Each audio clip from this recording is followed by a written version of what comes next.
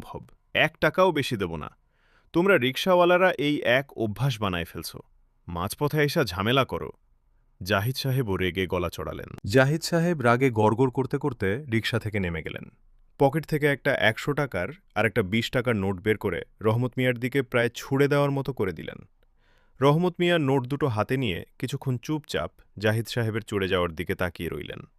অসম্ভব, ১ টাকাও বেশি দেব না। তোমরা রিকশাওয়ালারা এই এক অভ্যাস বানায় ফেলছ। মাঝপথে এসে ঝামেলা করো।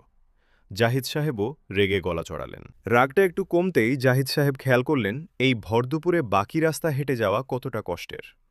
মাত্র ৩০ টাকার জন্য শুধু শুধু একটা মানুষের সাথে এত চিল্লাচিল্লি করলেন। অন্যদিকে রহমত মিয়াও একটা দীর্ঘশ্বাস ফেলে ভাবলেন, লোকটার হয়তো আসলেই তাড়া ছিল, রাগ করাটা ঠিক হয় নাই।